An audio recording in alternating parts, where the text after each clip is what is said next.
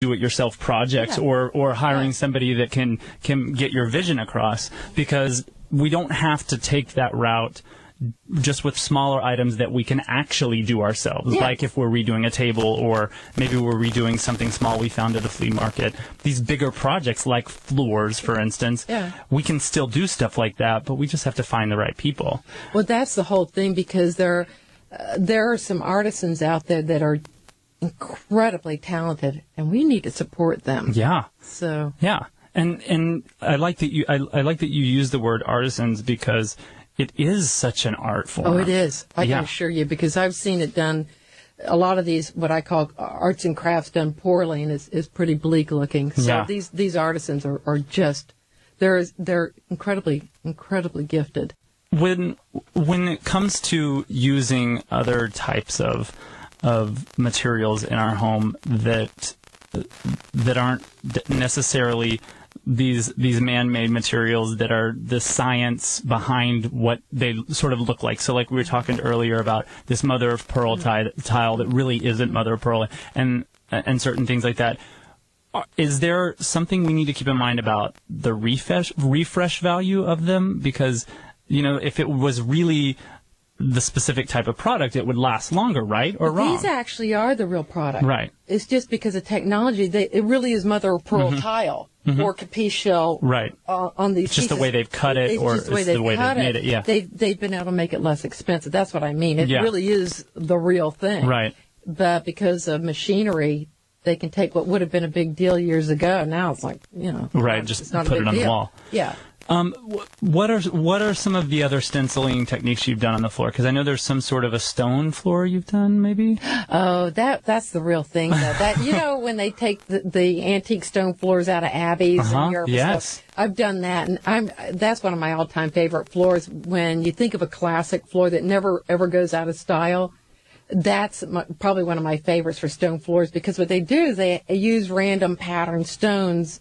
And they, there could be 1,000, 2,000 years old, but they're all eased on the edges because they've had, horses and carts running across them, and chickens and pigs. But you'll find fossils in them, animal prints. Wow. They're really wonderful. But those types of floors, they sing to me, because they never go out of style. They're worth the investment. If you're thinking, well, I'm building my dream house, I'll never ever move again, and you want a really warm look, that's the stone. Yeah. It's incredible. And that brings me to a good topic about owning our homes and really deciding how long we're going to spend there, how important this project is to us in our everyday life, if it benefits us within our living in general, and if we're only doing something and we're only going to be there 4 or 5 years. Those are some big factors that we need to bring into account before we actually decide what projects we're going to do. Is there anything you ask your clients before you even dive into budget or project? Do you go through some of those things with them? Well, so far my experience has been, whenever I get involved in a project, everyone thinks they're staying forever. Yeah. They don't. Yeah. So the decisions are based that way. And so I find it amusing that a lot of people will get paralyzed over making a decision on, what do I do for my countertops in my kitchen? I love this such and such a stone, but what if I don't like it in 5 years? And I'm thinking, you won't be here in 5 years, because people just move. They just do. So we outgrow our space. A lot of reasons. Find a job. Transfers, whatever. And so in my mind, I'm thinking, get whatever makes you happy right here, right now. Yeah. If you like this, that's the right stone for you. Yeah. And that's a great point.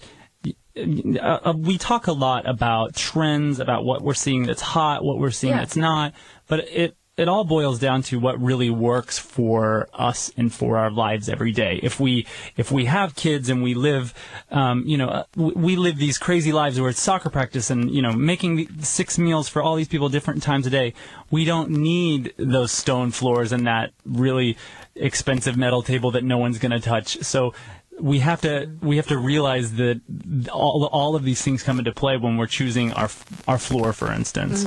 Mm-hmm. What are some flooring ideas that you think are really, really important for the everyday mom? Maybe those households that have lots of kids running around. What are some of these that we should just avoid, and what are some that are really great? Well, I don't have a lot of experience with the stone and glass tile yet, so I don't know what the longevity of that is. It's a little dressier look, but the one that I'm crazy about, because I've seen it installed, is the first one we talked about, and that's the white oak with the gray glaze on it. Yeah. Because it hides everything. If you have a Labrador that sheds everywhere, you will not find the hair. I mean, it's absolutely amazing, but yet it's still light and bright, because people really want light, bright. That's what I hear all the time. I want light and bright. So it gives you that light, bright without the maintenance of a white floor, but it hides all of the sins, and it's fresh. It's just current right now. So that, to me, would be my all-time favorite for I love that idea. Right now. I love that idea. So out of all of these things we've talked about today, it seems like the big underlying line that sort of lives there is anything is really possible, and if we want to dive into it ourselves, we just need to find those people that we can really utilize. What are some ways we can go about doing that? I know you did mention the guy that you use in your website, which is cleareinteriors.com, but would you recommend maybe going to local art schools, or how did you find your guy? Clever. That's how I did it. This was years ago. I was living in Massachusetts, which is where he's from, and I had just moved to the area, and I needed someone to do some faux painting for me, decorative painting, and so I went to the colleges because I didn't know anyone. I didn't know who to ask, and so I started interviewing people, and I just liked Jonathan, and I liked his work, and so that's how I hired him, and he ended up traveling up and down the East Coast with us working on projects. Wow! So I mean, he's that good. He's really amazing. So that's a great way to utilize these amazing talents from these art students. Yeah. So I love that story. And how long have you guys been working together now? Oh, gosh, I would say at least 15 years. I'm telling you. That's wow. What was funny is that when I met him, he had gone to Harvard for architecture and then on to UMass for fine arts. So he really is an artist first. He does these projects, and then he goes back to his studio to paint artwork to go into galleries.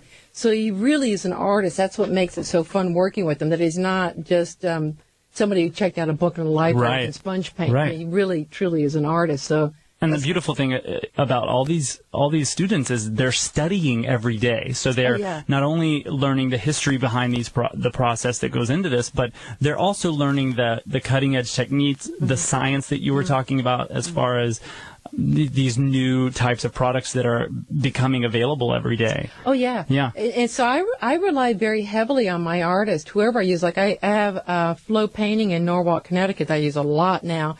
And they're so up to speed on whatever the new technologies are that I don't even know. So I'll explain, well, I want blah, blah, blah, blah.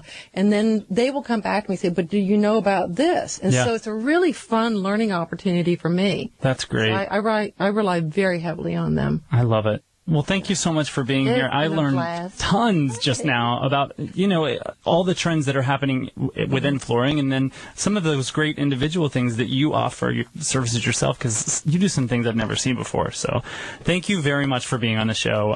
You know what? We're asking all of our friends that are coming in all week a specific question. Yes. And the question is, what is growing in your garden right now? Are you a gardener? Mine, it's all flowers. Oh, that's okay. No, it doesn't have to be edible. Well, I'm in that funny in between where it's just really the clematis that look beautiful because my peonies are done and my lilies haven't really hit their stride yet. Yeah. So. Your lilies are about to hit, though, I bet. My lilies are on steroids. I don't know why. It was pure luck, but they're like Little House of Horror. When they get going, it's Casablancas, and they literally are over my head. Wow. It's spectacular. Well, you'll have to let us know how those turn out when they come into fruition. I love it. Thank you again for being here. This again has been our very, very good friend, Catherine Cleare. She is an amazing interior designer from cleareinteriors.com. So check her out for all things in interior design and flooring in general, because it's just an amazing job. So thank you very much. Thank you, Ryan.